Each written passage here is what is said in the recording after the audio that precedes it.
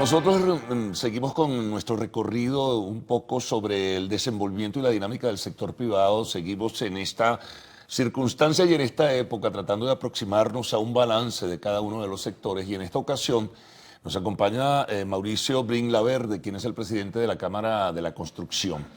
Así que gracias, Mauricio, por acompañarnos, bienvenido. Y bueno, como hacen, digo yo, los sectores, a presentar en este caso lo que pudiera llamarse un calvario, porque el desenvolvimiento económico ha sido muy severo, sobre todo para el sector privado.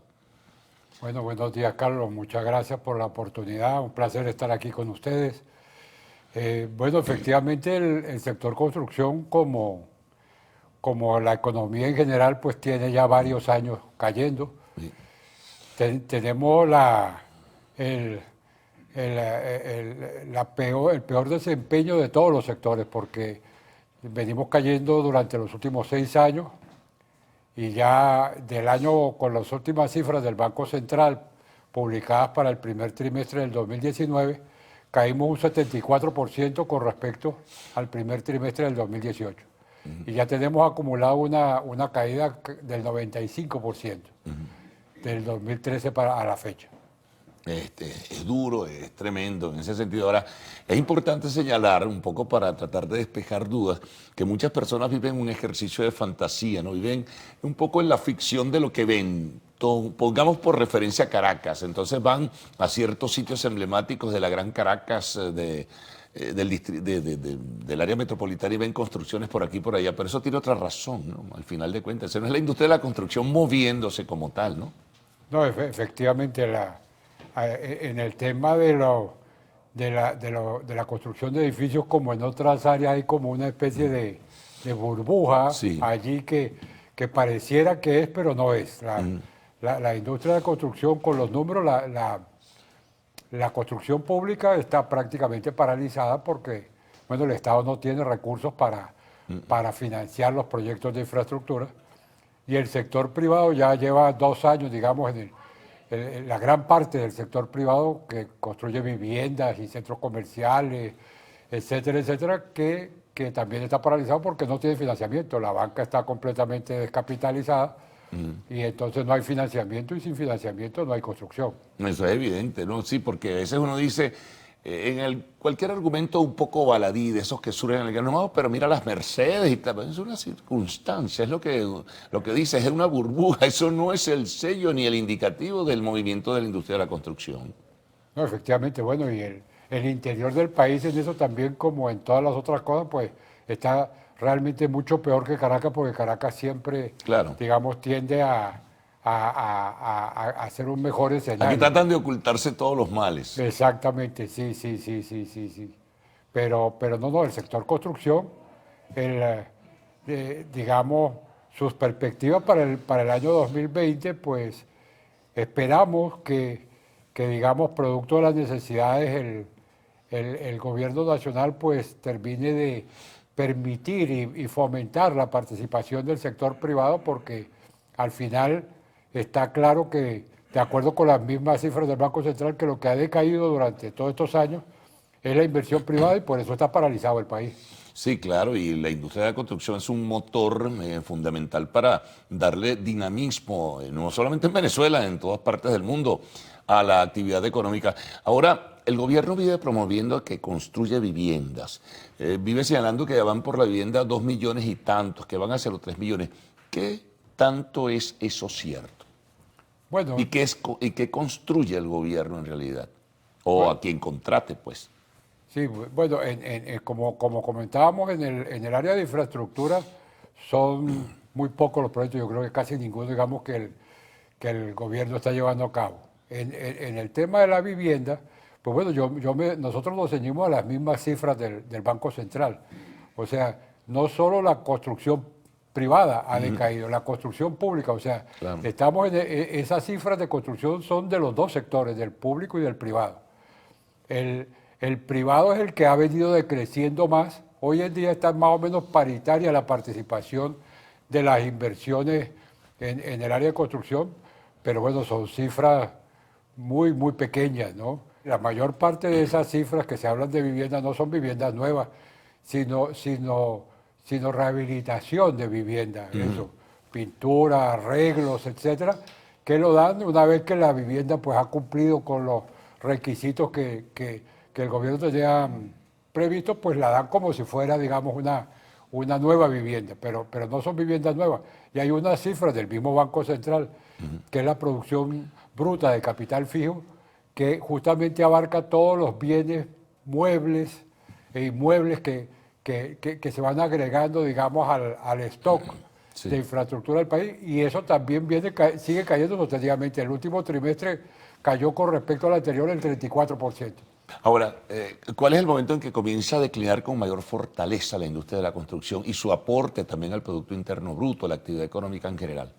Bueno, la caída comienza en el 2013, después justamente del pico de la misión vivienda del 2012, que digamos alcanzó el máximo nivel, digamos, de la industria de la construcción. Ahí participaba la industria privada de la construcción en esa misión vivienda de aquella época. Bueno, participábamos, pero digamos no de la mejor manera, Claro. porque éramos... Eran iraníes, chinos, Exacto, rusos, éramos bielorrusos, no sé. Sí, pero al final ellos contrataban empresas venezolanas. Claro, porque pero ellos no como- pueden. Pero como subcontratistas. Claro. Entonces, digamos, estábamos al final del eslabón. De la cola, pues. Exacto, y no disfrutábamos de los beneficios que sí disfrutaron esas empresas que les pagaron las viviendas a precio de oro, 80.000, 100.000 dólares por unidad de vivienda, que obviamente una vivienda, digamos, de interés social no cuesta eso. Ahora, estos chinos, estos bielorrusos, estos, no sé, iraníes les contrataban y ellos, bueno, pagaban lo que ellos consideraban que tenían que pagar.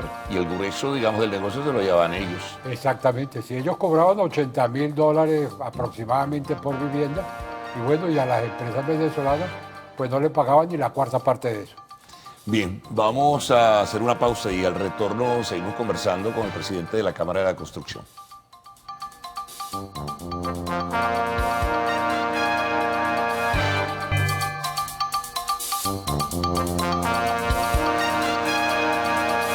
Continuamos con Mauricio Brinlaverde, presidente de la Cámara de la Construcción. Ahora, hablábamos un poco en el anterior segmento, hacíamos un balance de las cosas, las situaciones en que se encuentra. Ahora, posibilidades, cómo reanimar, qué debe hacer el Estado, ¿verdad?, en cuanto a orientación y filosofía, y cómo el Estado puede reinsertar de nuevo a la empresa privada y a la industria de la construcción para darle ese dinamismo que tenía en el pasado, hace muchos años, la economía venezolana. Bueno, el Estado lo primero, digamos, tiene que tomar la iniciativa para propulsar la participación efectiva del sector privado en la construcción.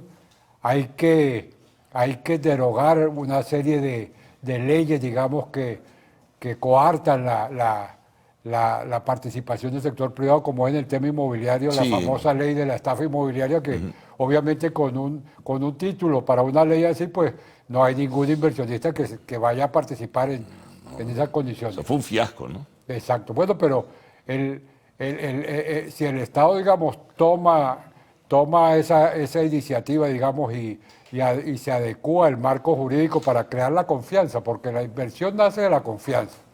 Si se crea un ambiente medianamente confiable, pues el sector privado está en la mejor disposición y listo para participar en el reinicio de las obras de infraestructura, en el desarrollo de viviendas, sobre todo para el sector de la clase media, que es un sector que está abandonado porque esos programas de la Gran Misión Vivienda pues está obviamente dirigido a las clases populares, pero hay grandes sectores de la población que no tienen alternativas de vivienda, ¿no? Ahora, ¿cómo convencer al gobierno, cómo decirle o cómo explicar la importancia que significa de nuevo reanimar la industria de la construcción?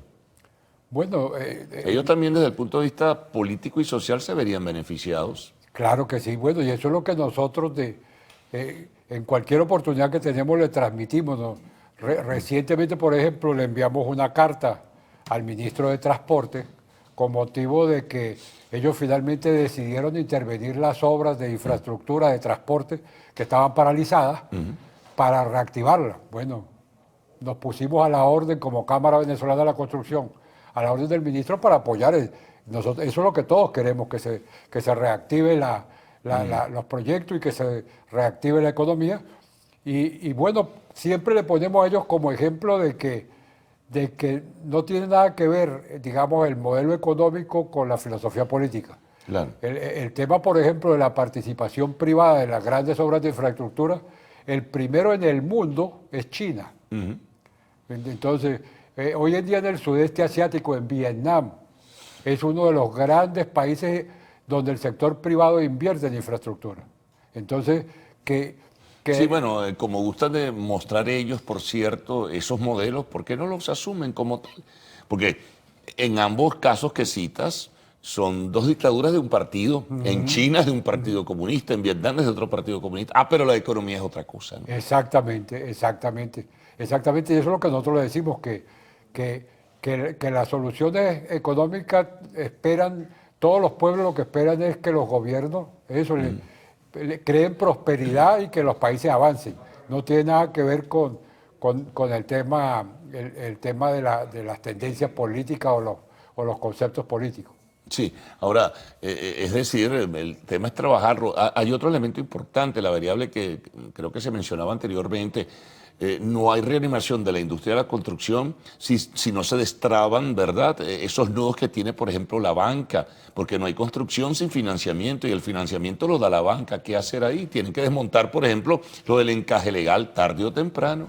Claro, bueno, por eso digo, ellos tienen, el gobierno va tomando medidas, pero fundamentalmente para el tema del control monetario y eso que, digamos que al final son casi finalidades políticas y no termina de tomar la decisión, como es por ejemplo en el tema bancario. Ellos sacaron una medida que indexaron los créditos comerciales. Bueno, nosotros vamos La tasa oficial del dólar, además. Exacto, bueno, nosotros vamos a proponerle, y aprovecho la oportunidad para comentarlo, vamos a proponerle al gobierno que haga lo mismo con los ahorros, que es el modelo que existe en Chile, que se llama la unidad de fomento, que permite entonces que si yo tengo que pagar en dólares los préstamos, mis ahorros también tienen que valer en dólares. Entonces, eso sí crearía un balance y capitalizaría entonces a la banca, porque los ahorros serían dólares, no serían bolívares, porque estarían siempre indexados, digamos, a las tasas del dólar, y permitiría a la gente entonces tener un ahorro real. El problema a saber es si el gobierno tiene la voluntad, luego de evaluar propuestas como la que estás presentando, y tomar iniciativas en ese sentido, ¿no? Yo creo que mucha gente, no solamente el sector privado de la economía se va a ver beneficiado, yo creo que la sociedad en general se vería beneficiada con una decisión de este tipo.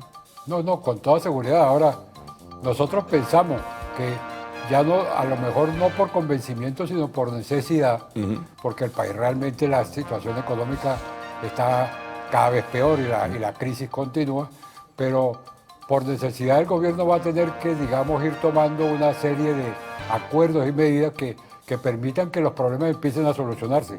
En estos días está ya en la Asamblea Nacional una propuesta para aprobar un crédito que ya fue previamente estudiado por la CAF para resolver el tema eléctrico en el occidente del país, en Zulia y en Táchira. Entonces, sí, se ha llegado a un acuerdo en que la CAF ha pedido que lo apruebe la Asamblea Nacional y que lo maneje el PNUD de las Naciones Unidas, y parece que eso va caminando. Entonces, ese tipo de solución va a permitir que las cosas se hagan, ¿no? Bueno, ojalá sea así. Vamos a ver cómo se descorren las cortinas del año 2020. Gracias, Mauricio, por haber estado con nosotros, muy amable. Hacemos una pausa. Al regreso, el segmento de arte y espectáculos en la actual.